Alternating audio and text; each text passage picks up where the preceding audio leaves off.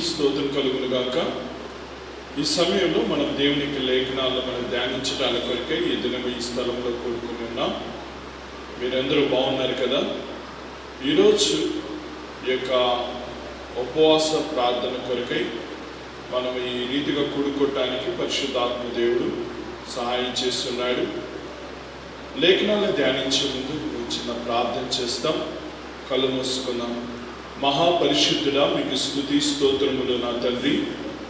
సమయంలో నా ప్రభా, మీ లేఖనాల్లో నుంచి దేవా కొన్ని విషయాలు మేము తెలుసుకోవటానికి కొరకై మీరు ఈ సమయం మాకు ఇచ్చినందుకే స్తుతిస్తూ ఉన్నాను.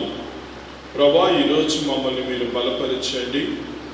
మా ప్రియులందరినీ నా ప్రభా ఈ దినము నాయన కొరకై సిద్ధపరచమని ప్రార్థిస్తుంటున్నాను. మాతో మీరు ఏమి తలంచి ఉన్నారో ఆ లేఖనాల ద్వారా మాతో మీరు మాట్లాడండి దేవా. మీ మాటలు మమ్మల్ని బ్రతికిస్తుంది ప్రభా, ఆదరిస్తుంది, బలపరుస్తుంది, మీలో స్థిరపరుస్తుంది ప్రభా. ఆకాశం భూమి గతించును గాని మీ నోటి మాటలో సున్నా అయినను పొల్లు అయినను తప్పిపోదని వాక్యం సెలవిస్తూ ఉన్నది ప్రభా. ఆ మాటలు మా కొరకే మీరు రాయించినందుకు స్తోత్రం. మీరు కనికరించి ఈ దినం మీ దాసుని బలపరిచి మాట్లాడించమని యేసు నామంలో ప్రార్థిస్తుంటున్నాను తండ్రి, ఆమేన్. దేవునికి స్తోత్రం కలుగును గాక. ఈరోజు మనము యాకోబు రాసిన పత్రికలో నుంచి కొన్ని మాటలను మనము ధ్యానించబోతూ ఉన్నాం. ఇది మనకు బాగా పరిచయమైన భాగమే. యాకోబు రాసిన పత్రిక 5వ అధ్యాయము, యాకోబు రాసిన పత్రిక 5వ అధ్యాయము 17వ వచనాన్ని చదువుదాం.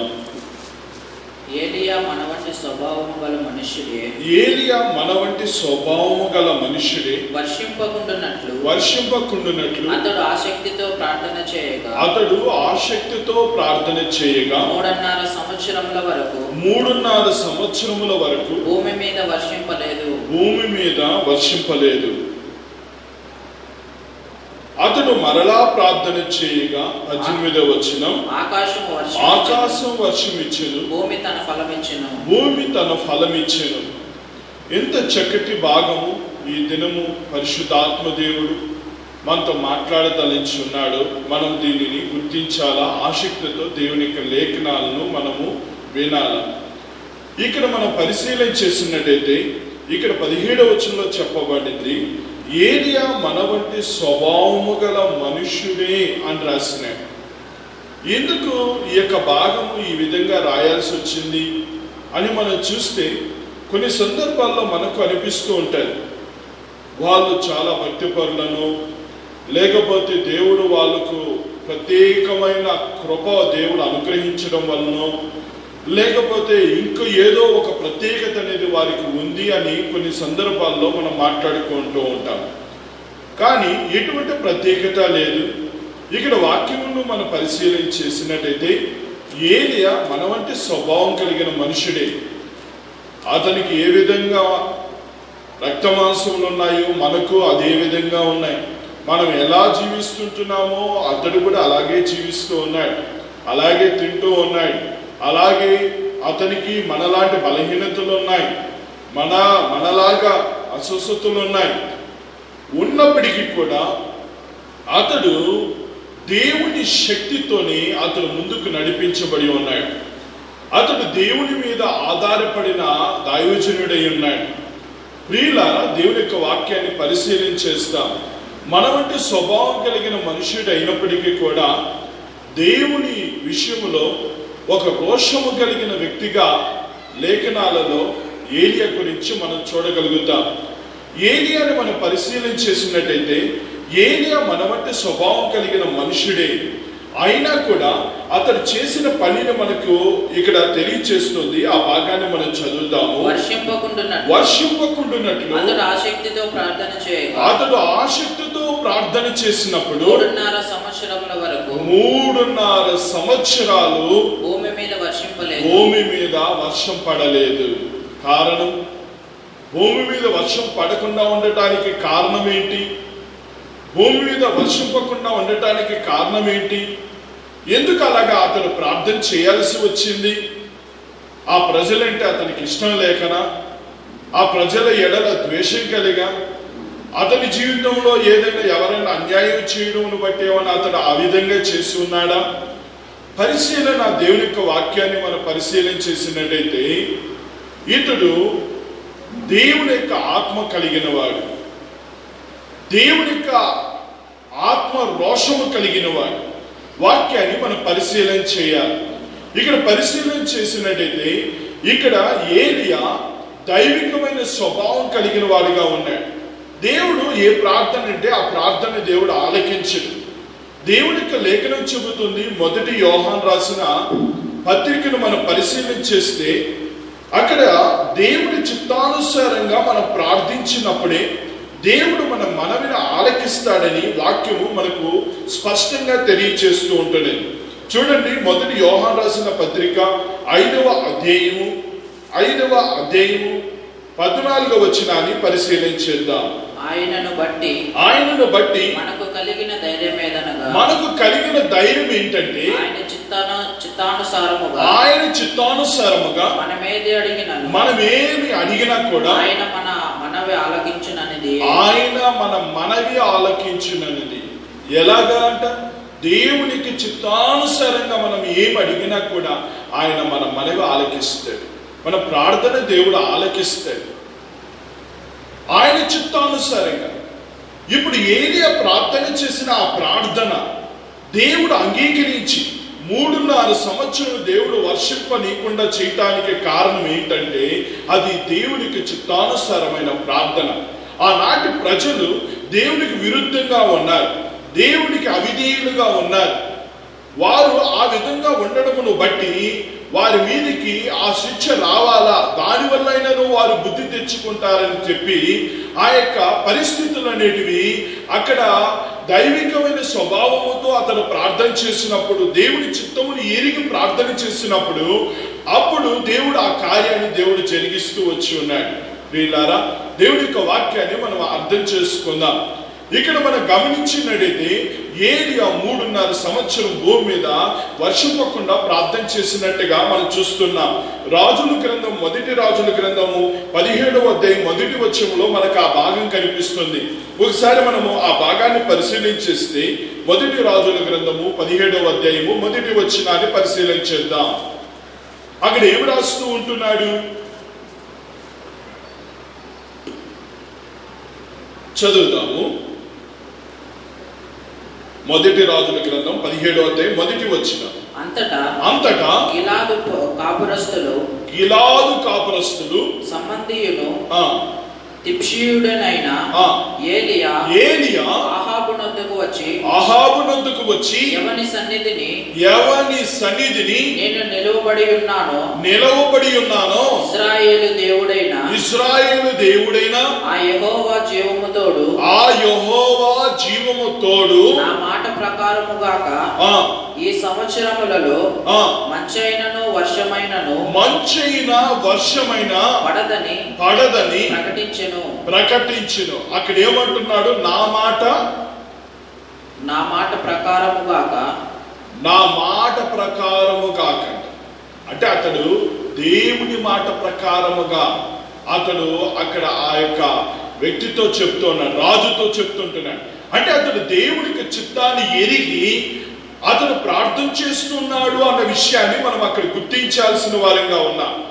అతను ప్రార్థన చేసిన ఆ ప్రార్థన, లేకపోతే ఆ దినాలలో అక్కడ అంత భయంకరమైన కరువు రావాలనటానికి అది దేవుడికి చిత్తమై ఉంటున్నది.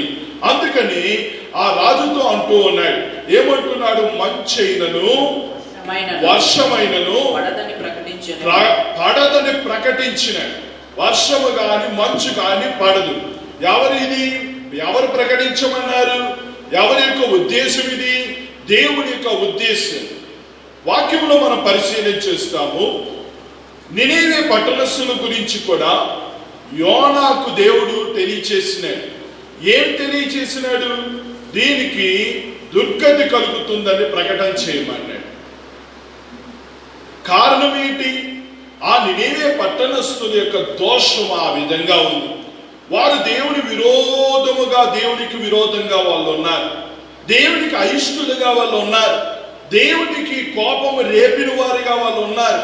కాబట్టి వారు చేసిన పాపమును బట్టి, వారి దోషమును బట్టి అక్కడ ఏం జరిగిందో తెలిసిన, అక్కడ వారి మీదకి శిక్ష వస్తోంది. నినీవే పట్టణస్థుల మీదకి దేవుడు యోనాతో చెబుతూ ఉన్నాడు, దానికి అలాగా దుర్గతి కలుగుతుందని పోయి ప్రకటన చెయ్యి.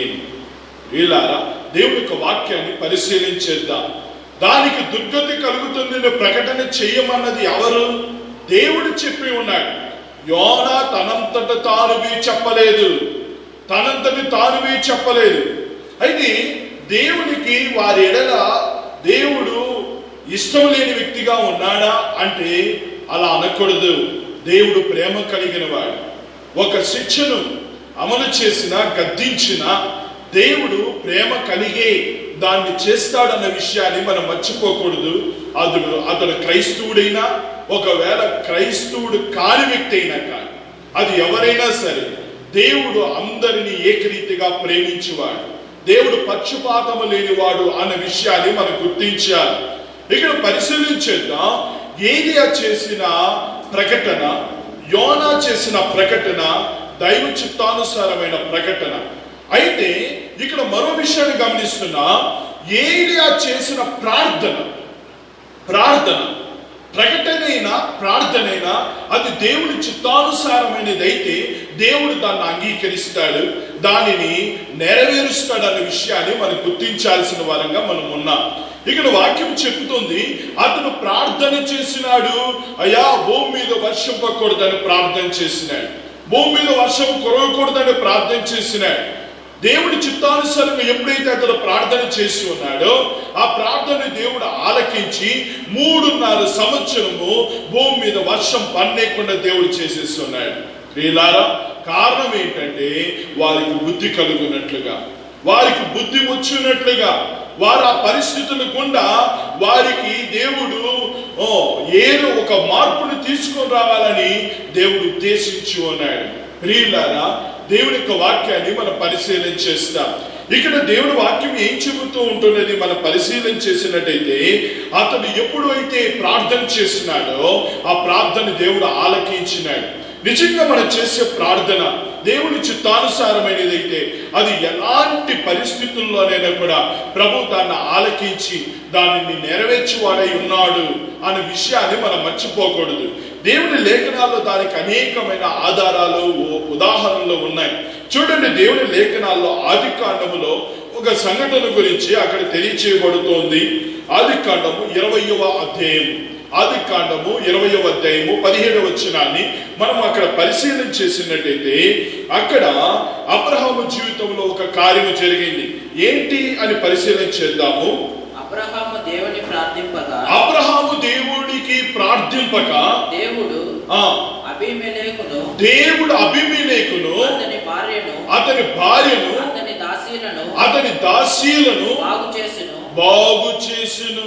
ఆ సంఘటన గురించి మనం పరిశీలించేస్తే, అక్కడ అబ్రహాము భార్య అయిన శారాని ఏం చేస్తున్నాడు? అక్కడ అబీమెలెకు తీసుకొని వెళ్ళినట్టుగా వాక్యము తెలియచేస్తూ ఉంటుంది.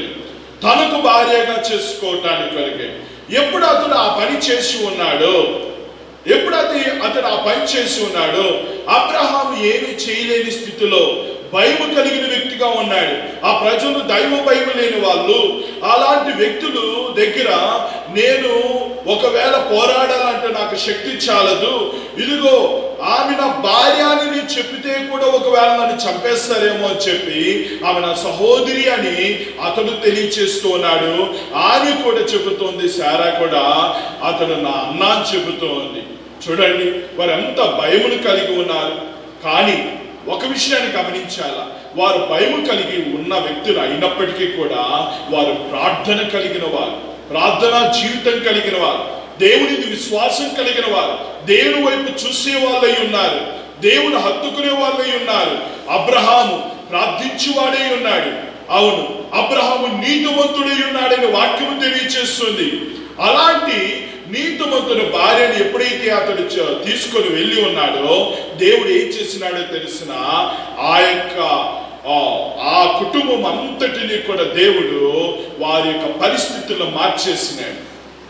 వారికి క్షేమస్థితి కోల్పోయినారు. అప్పుడు వారి కొరకు ఎవరు ప్రార్థన చేస్తే బాగుపడినాడో తెలుసా? వాళ్ళు మరొకసారి ఆ భాగాన్ని చదువుదాం. అక్కడ అబ్రహాము దేవునికి ప్రార్థన చేయగా దేవుడు అబీమెలెకును అతని భార్యను అతని దాసీలను బాగు చేసెను. వాళ్ళు ఏమైపోయినారు? గొడ్రాన్లు అయిపోయినారు. వారి పరిస్థితులన్నీ తారుమారైపోయింది. ఎప్పుడైతే ఈ అబ్రహాము మళ్ళా తిరిగి వారి కొరకు ప్రార్థన చేసినాడో, వారికి క్షేమం కలిగి, వారికి తిరిగి మేలు కలిగింది. ప్రియులారా, చేసే ప్రార్థన, మన నీతిమంతులమై ఉండి చేసే ప్రార్థన, దేవుడి చిత్తానుసారంగా చేసే ప్రార్థన బహుశక్తివంతమైన. దేవుడు ఆ కార్యాన్ని చేయటానికి వెనుతిరగడు.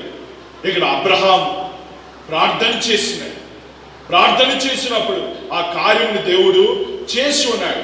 ప్రియులారా, ఒక విషయాన్ని గమనించాలా, అబీమెలెకు కూడా తెలుసుకున్నాడు తాను చేసిండేది తప్పు. అబ్రహాము యొక్క భార్య ఆమె అన్న విషయాన్ని అబీమెలెకు కూడా తెలుసుకొని అతడు కూడా మార్పు చెందినాడు. కాబట్టి అతడు చేసిన ప్రార్థన అతని మీద ప్రభావం చూపింది, అతన్ని బాగు చేసింది, అతని కుటుంబాన్ని బాగు చేసింది. ప్రియులారా, అదే సంఘటన యోబు గ్రంథంలో కూడా జరిగింది. యోబు గ్రంథములో 42వ అధ్యాయం 10వ వచనమును కూడా పరిశీలించేస్తే, యోబు గ్రంథములో తన స్నేహితులైన వాళ్ళు అతను ఏ విధంగా యోబును తన యొక్క కష్టకాలంలో తన శరీరమంతా కూడా వ్యాధితో బాధతో ఉన్నప్పుడు, మానసికంగా కృంగిపోయిన పరిస్థితులు కలిగినప్పుడు, అంతా కోల్పోయినప్పుడు అతనితో మాట్లాడిన విధానం, అతని బాధ కలిగించే విధానం దేవుడికి యుక్తమైనది కాకుండా దేవుడికి ప్రతికూలమైన మాటలు మాట్లాడిందంతా కూడా దేవుడు విన్నాడు.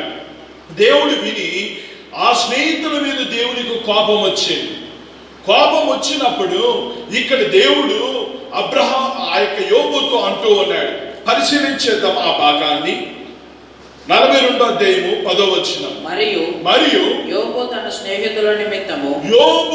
తన స్నేహితుల నిమిత్తము ప్రార్థన చేసినప్పుడు యెహోవా అతని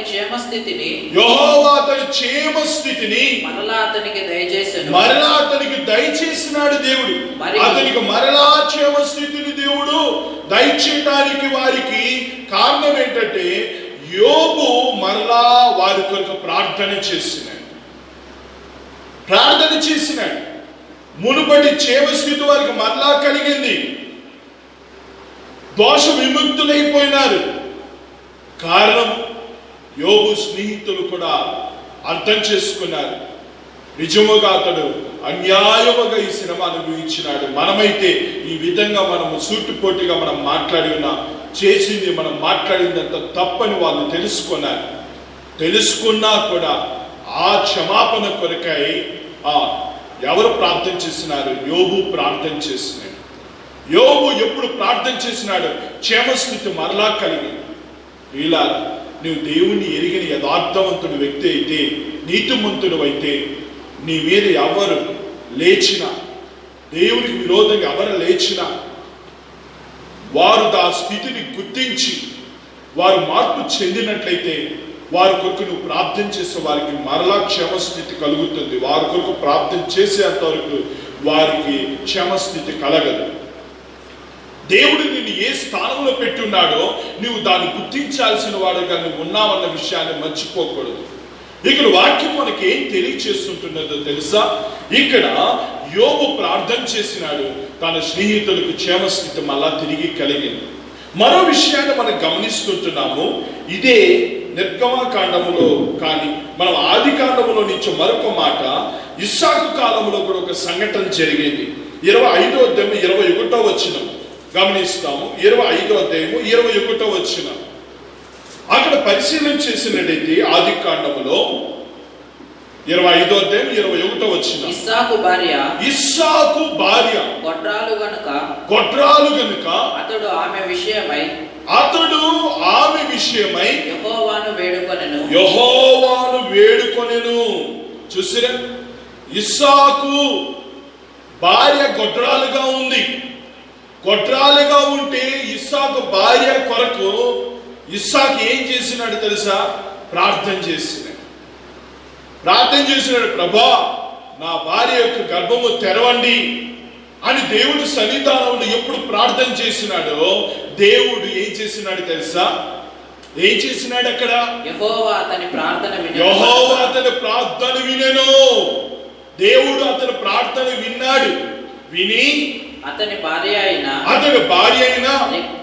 రిబ్కా గర్భము ధరించింది. కారణం ఏంటో తెలుసా? అతడు నీతిమంతుడైన ఇస్సాకు దేవుని సన్నిధానంలో ప్రార్థన చేసినాడు. అతని ప్రార్థన దేవుని సన్నిధికి చేరింది. అతడు చేసిన ప్రార్థన ద్వారా ఏం కలిగిందో తెలుసా? గర్భము తెరవబడింది. నీవు చేసే ప్రార్థన ద్వారా గర్భములు తెరవబడతాయి. నీవు చేసే ప్రార్థన ద్వారా సమస్యలు అన్నీ కూడా కుదుర్చబడతాయి. నీవు చేసే ప్రార్థనల ద్వారా ఎవరికైనా కలిగిన ఆ కీడు నుండి వారు తప్పించబడతారు, విడిపించబడతారు. నీవు చేసే ప్రార్థన దేవుని చిత్తానుసారమైనదై ఉండాలి. అంతేకాదు, ఏలియా మనవంటి స్వభావం కలిగిన మనుషుడైనా అతడు ఆసక్తితో ప్రార్థన చేస్తున్నాడు. మన ప్రార్థన ఆసక్తితో కూడినదిగా ఉండాలి. ప్రార్థన చేస్తుంటున్నామంటే ఏదో ప్రార్థన చేస్తుంటున్నామనే విధంగా ఉండకూడదు. మనుషులకు వినబడాలా, మనుషులకు కనబడాలా అనే విధంగా కాదు. మనం చేసే ప్రార్థన దేవునికి వినబడే విధంగా మనం చేసేవారిగా ఉండాలి. మనం లేఖనాల్లో మనం చూస్తూ ఉంటున్నాం. మత్తయి రాసిన సువార్తలో మనం ప్రార్థించేటప్పుడు మనం ఎలా ఉండాలంటే తెలిసిన, గదుల్లోనికి వెళ్ళి తలుపు వేసుకొని రహస్యమందు చూచుచున్న తండ్రికి నీవు ప్రార్థన చేయము, రహస్యమందు చూచుచున్న తండ్రి నీకు ప్రతిఫలం ఇస్తాడని వాక్యము తెలియచేస్తూ ఉంటున్నాను. దేవుని యొక్క వాక్యంలో పరిశీలించేస్తే రహస్యమందు చూచే తండ్రి మనకు ప్రతిఫలం ఇస్తాడు, కానీ మనుషులు కాదు మనకు ప్రతిఫలం ఇచ్చేది. వాక్యం ఇక్కడ పరిశీలించేద్దాం. మనం ప్రార్థన దేవుని సన్నిధికి చేరాలా అంటే మనం దేవుని చిత్తానుసారంగా మనం ఉండాలా, దేవుని చిత్తానుసారంగా మనం జీవించాలి, మనం నీతిమంతులంగా మనం ఉండాలి, మనం ఆత్మానుసారులుగా మనం ఉండాలి. వాక్యాన్ని పరిశీలన చేద్దాం. ఏలియా ప్రార్థన చేసినప్పుడు 3.5 సంవత్సరము భూమి మీద వర్షము కురయలేదు, వర్షం పడలేదు.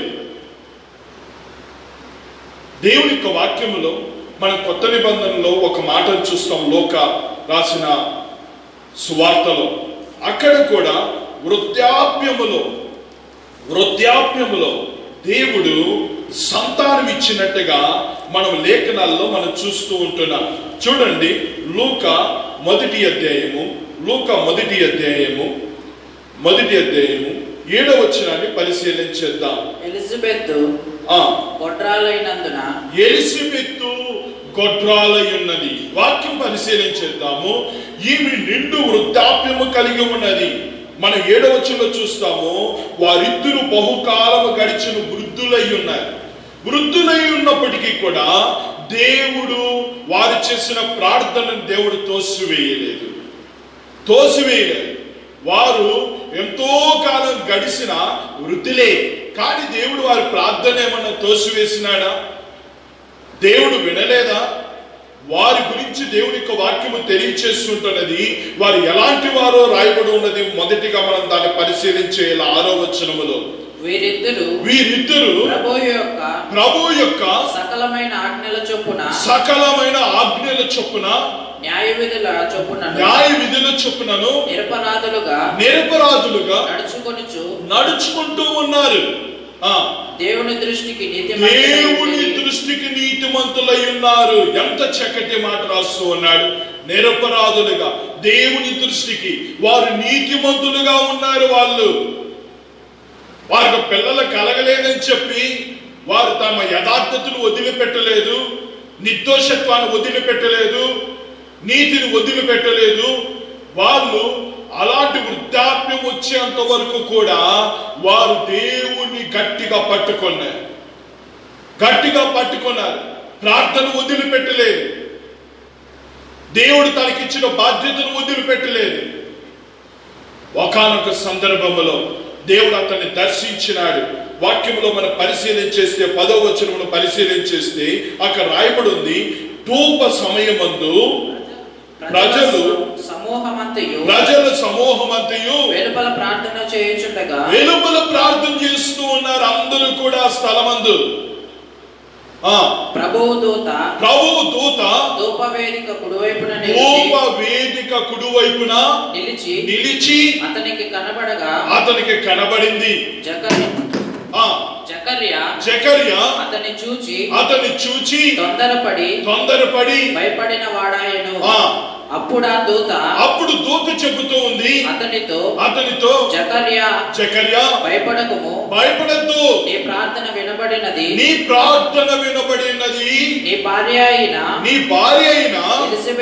ఎలిజబెతు నీకు కుమారుని కనును. దేవునికి స్తోత్రం కలుగును గాక.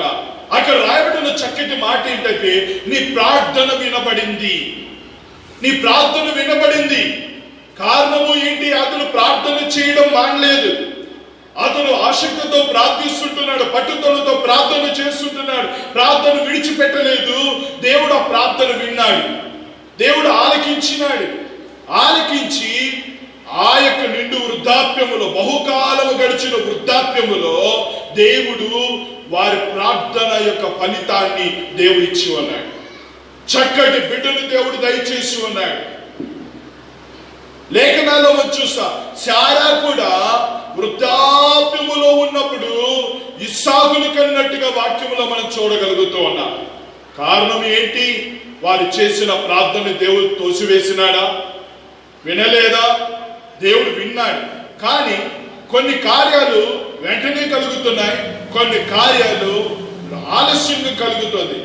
ఆలస్యంగా కలుగుతుంది అని ఉంటే దేవుడు మన ప్రార్థన వినలేదని కాదు, మనలో ఏదో లోటుపాట్లు ఉన్నాయి కాబట్టి అని కాదు. దేవుడు ఆలస్యమైన నీ జీవితంలో ఆ కార్యాన్ని చేయటానికి దేవుడు వెనుకంజ వేయడు, వెనక్కు రాడు. దేవుడు ఆ కార్యాన్ని తప్పకుండా చేయటానికి దేవుడు ఇష్టపడేవాడిగా ఉన్నాడు. ఇలా మరొక విషయాన్ని ఇక్కడ గమనించాలి. ఏంటి? మనం ముందుకు వెళ్ళినట్టయితే 18వ వచనంలో రాయబడింది. యాకోబు రాసిన పత్రికను పరిశీలించేస్తే అతడు మరలా ప్రార్థన చేయగా ఆకాశం వర్షం ఇచ్చెను, భూమి తన ఫలమిచ్చెను. వారికి ఎప్పుడు బుద్ధి వచ్చిందో మరలా ప్రార్థన చేసినాడు. ఏమని ప్రార్థన చేసినాడు తెలుసా? అయ్యా వర్షము కురిపించండి. ఇది కూడా దేవుడు చిత్తానుసారంగా అతడు చేసిన ప్రార్థనే. దేవుడు ఆ విధముగా దేవుడు వారి విషయంలో చేయాలని దేవుడు ఉద్దేశించి ఉన్నాడు. ప్రియులారా, వాక్యాన్ని పరిశీలించేయండి. వాక్యాన్ని మనం పరిశీలించేస్తే మనకు అర్థమవుతుంది. మొదటి రాజుల గ్రంథం 18వ అధ్యాయము 41 నుంచి 46వ వచనం వరకు మనం చదువుదాం.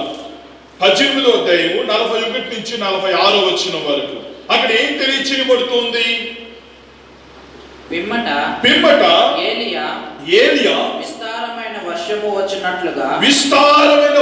వచ్చినట్లుగా పని పుట్టుచున్నది, నీవు పోయి భోజనము చేయమని అహాబుతో చెప్పగా, అహాబుతో భోజనం చేయనైనా అని చెప్పి అహాబుతో చెప్పినప్పుడు అహాబు భోజనము చేయబోయెను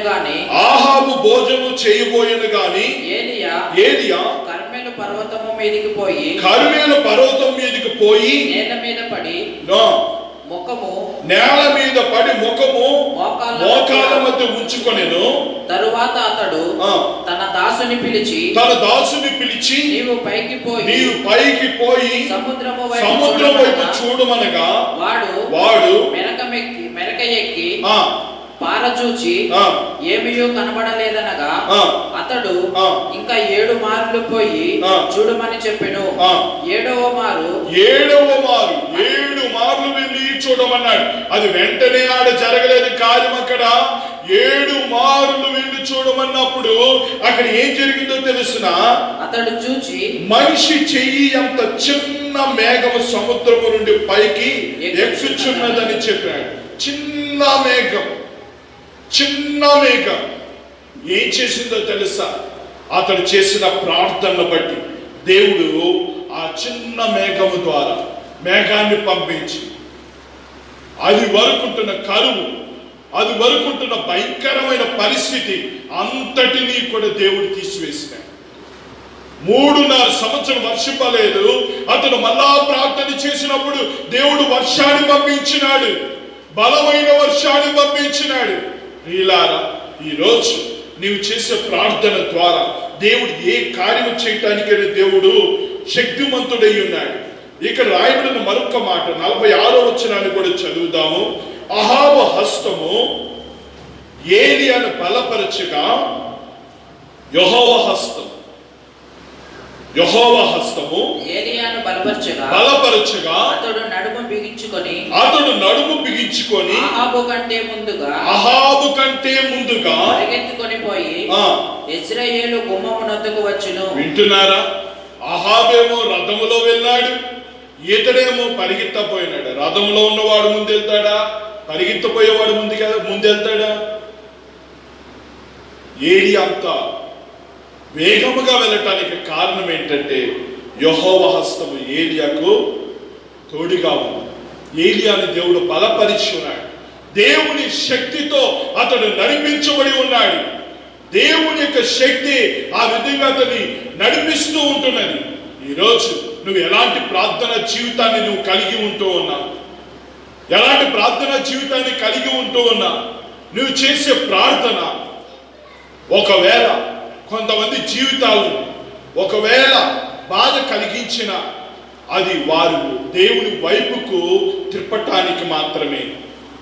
ఏలియా చేసిన ప్రార్థన కరువంతా వచ్చి భయంకరమైన పరిస్థితులు వారు అనుభవించి ఉన్నారు. భయంకరమైన పరిస్థితులు వచ్చినాయి. తినేదానికి తిండి లేని పరిస్థితి వచ్చింది. కారణము వారు మార్పు చెందటానికి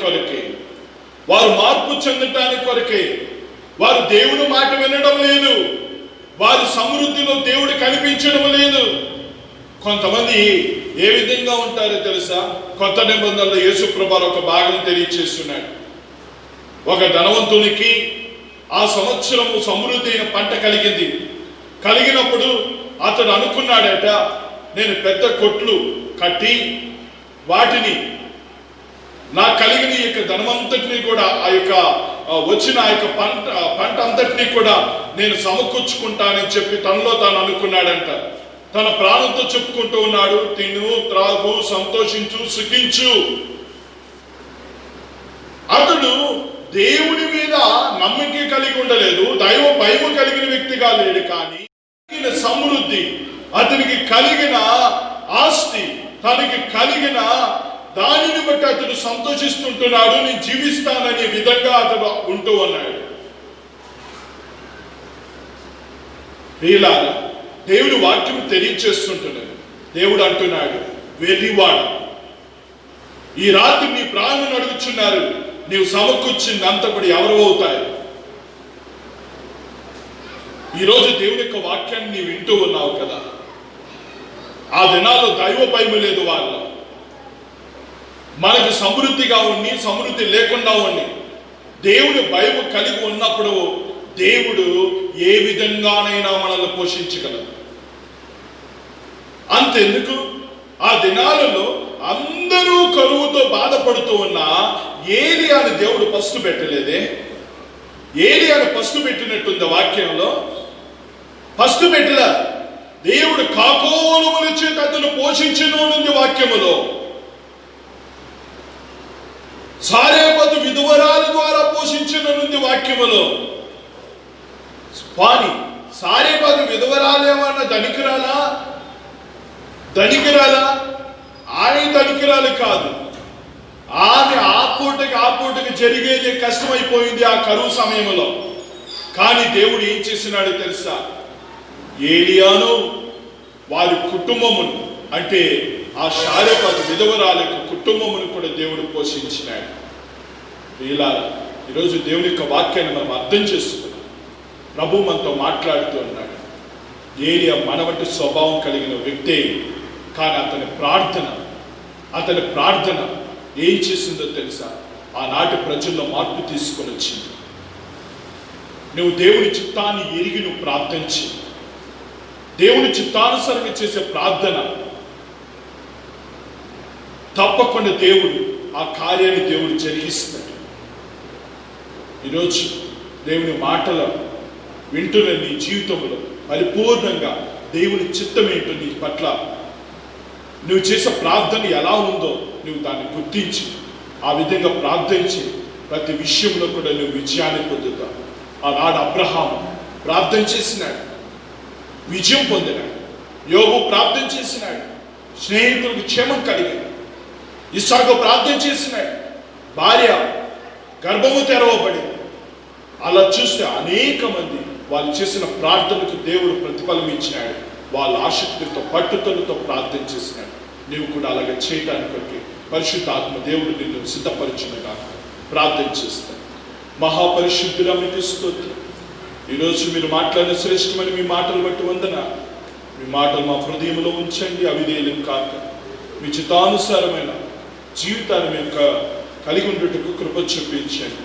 ప్రభా, ఈరోజు మీ మాటలు దేవా అనుసారంగా మీ చిత్తానుసారంగా మేము ప్రార్థించే వారంగా ఉండాలనే విషయాన్ని మీరు మాట్లాడుతూ వచ్చి ఉన్నారు.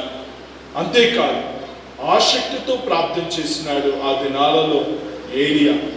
మాలో కూడా అలాంటి ఆసక్తి, మీ చిత్తమును జరిగించుటలో ఆసక్తి, మీ చిత్తానుసారమైన దానిని జరిగించుట ఎందు ప్రార్థించుటలో ఆసక్తి నాకు, మా ప్రియులకు అందరికీ దయచేయి. ప్రతి బిడ్డను బలపరచమని మీ చేతులు సమర్పిస్తుంది. యేసు నామములో ప్రార్థిస్తున్నాను తండ్రి, ఆమేన్. దేవునికి స్తోత్రం కలుగును గాక. చక్కటి వాక్యాన్ని మనం విని ఉన్నాం. వాక్యానుసారంగా మనం జీవిస్తాం. ఏలియా మన వంటి స్వభావం కలిగిన మనుషుడు అన్న విషయాన్ని మర్చిపోవద్దు. నీవు కూడా ప్రార్థన చేస్తే తప్పకుండా అనేకమైన కార్యాలు, ఏలియా చేసిన దానికంటే గొప్ప కార్యాలు దేవుడు చేయగలడు. ఎందుకు ఈ మాట నేను అంటున్నానంటే, యేసుక్రీస్తు ప్రభువారే యోహాను రాసిన సువార్త 14వ అధ్యాయంలో చెప్పుకున్నాడు, నాకంటే గొప్ప కార్యాలు మీరు చేస్తారని. ఆ విధంగా దేవుని సన్నిధానం మనం ముందుకు వెళ్దాం. ప్రభు మిమ్మల్ని మీ కుటుంబాలను దీవించిన కాక. ఆమేన్.